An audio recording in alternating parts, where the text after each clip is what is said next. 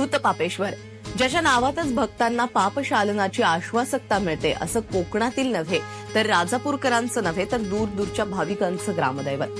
आज दर्शन घेऊयात निसर्गाच्या कुशीत वसलेल्या आणि अत्यंत देखण्या असलेल्या या स्वयंभू स्थानाची. धूतपापेश्वर राजापूरकरांचं श्रद्धास्थान आणि परिसरातल्या अनेक गावांचं ग्रामदैवत. राजापूर शहर हद्दसमाप्तीची खूण असलेली ही कमान ओलांडली की आपला प्रवास सुरू होतो धूतपापेश्वरच्या दिशेने. माडा पोफळीच्या झाडाच्या गर्दीने वेढलेला हा परिसर, यामुळे मंदिराकडे जाणाऱ्या पायवाटेच्या मार्गावरच सुखद गारवा जाणवतो. मंदिरात जाण्यापूर्वी सर्वप्रथम आपल्या नजरेस पडतं किल्ल्यासारखं वाटावं असं हे महाप्रवेशद्वार. याची किल्ल्यासारखी रचनाच प्रवेशद्वाराच्या पुरातत्वाची ओळख करून देते. दोन्ही बाजूला असलेल्या भालदार चोपदाराच्या मोठ्या लाकडी मूर्तीही दिसतात. या पुरातन प्रवेशद्वारातून गेल्यावर नजरेत भरतं ते राजापूरकरांचं श्रद्धास्थान असलेल्या धूतपापेश्वराच्या मंदिराचं अत्यंत देखणं रूप. पारंपरिक पद्धतीने उभारलेली दुमजली इमारत आणि तितकंच देखणं लाकूड काम आणि त्याचं रंगकाम, हे सारं न्याहाळत आपण मंदिरात प्रवेश करतो. मंदिराच्या सभामंडपातील खांब आणि त्यावरचं नक्षीकाम आपल्याला क्षणभर थांबायला भाग पाडतं. सभागृहाच्या खांबावरचं नक्षीकाम हे मंदिर किती पुरातन असेल याचा दाखला देऊन जातं. प्रवेशद्वारात जवळ असलेल्या जवळजवळ एकाच उंचीच्या लाकडात कोरलेल्या मूर्ती आणि एकाच दगडात कोरलेला हा नंदी या काळच्या संपन्न कला परंपरेचा जणू दाखलाच असतो. मंदिराच्या या भागात आपण प्रवेश करतो आणि स्थापत्यशास्त्राचा उत्तम नमुना असलेला आणि पूर्णतः दगडामध्ये उभारलेला गाभारा आणि त्याकरता वापरण्यात आलेले काळ्या रंगाचे मोठे दगड यांची रचना थक्क करणारी. या गाभारा परिसरातील वातावरण अत्यंत प्रसन्न असतं. इथेच आपल्याला दर्शन घडतं धूतपापेश्वराच्या स्वयंभू पिंडीचं. दररोज असंख्य भाविक इथे येऊन नतमस्तक होत असतात.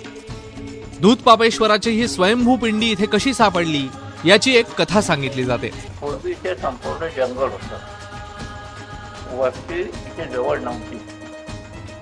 नंतर काय झालं की एका ब्राह्मणाची गाय ही बियाली, पण तिथं असं की एक वेळ दूध द्यायची, एक वेळ ती द्यायची नाही.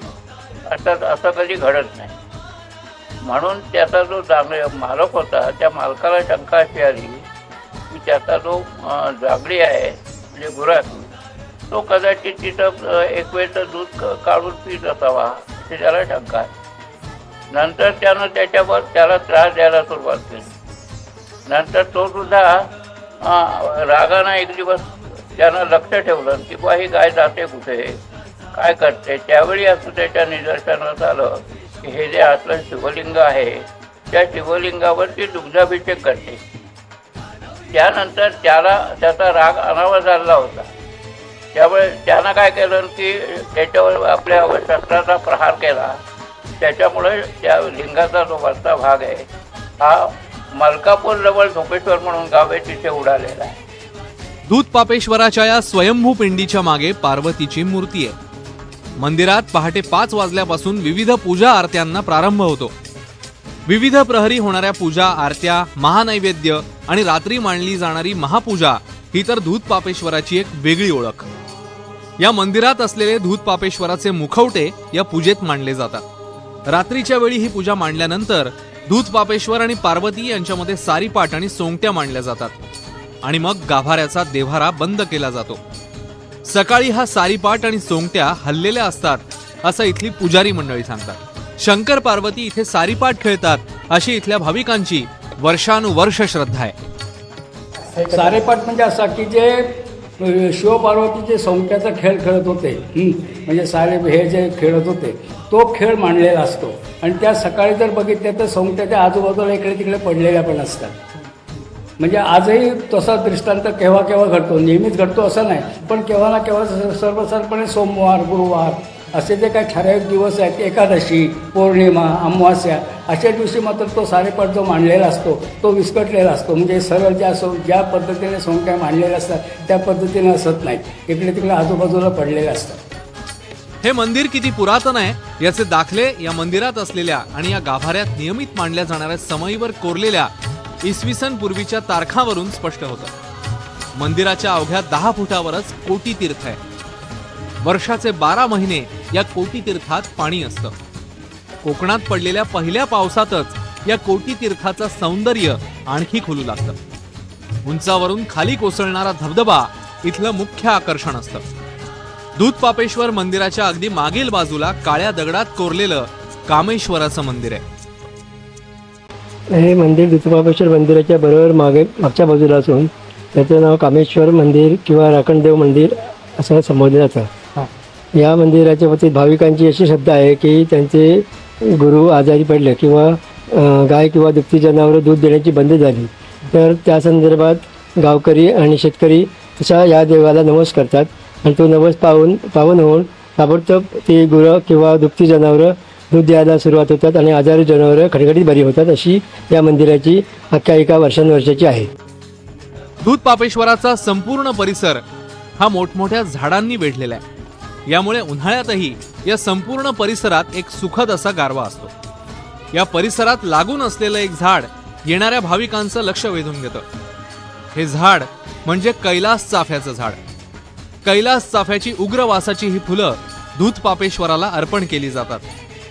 मंदिराच्या भिंतींवर काढलेली पुरातन चित्र आपल्याला पाहायला मिळतात। ही चित्र ही हजारो वर्षांपूर्वीची असावीत आणि वापरलेले रंग हे झाड आणि फुलापासून झालेले आहेत असा अंदाज या तज्ञांनी व्यक्त केल्याचं सांगितलं जातं। ही चित्र फार जुनी आहेत। पूर्वी बाबासाहेब पुरंदरे आले होते एक 15-20 वर्षापूर्वी। त्यावेळेस त्यांनी पाहिल्यानंतर ही चित्र साधारण 200 वर्षापेक्षाही जुनी असल्याचं सांगितलं। ही चित्र पूर्वी वनस्पतीच्या पासून रंग जो बनवला जातो त्यापासून बनवलेली आहेत असं त्यांनी त्यावेळेस सांगितलं होतं।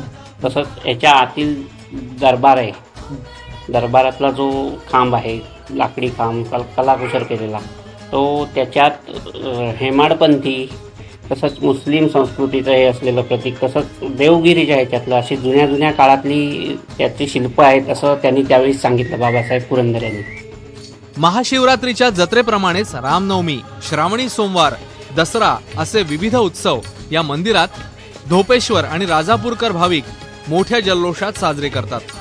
दूधपापेश्वराचं हे मंदिर इतकं पुरातन आहे की त्याचं ऐतिहासिक महत्त्व आणि परिसरातील निसर्ग सौंदर्य अनुभवण्यासाठी केवळ महाराष्ट्रातूनच नाही तर परदेशातूनही अभ्यासक इथे आवर्जून येतात।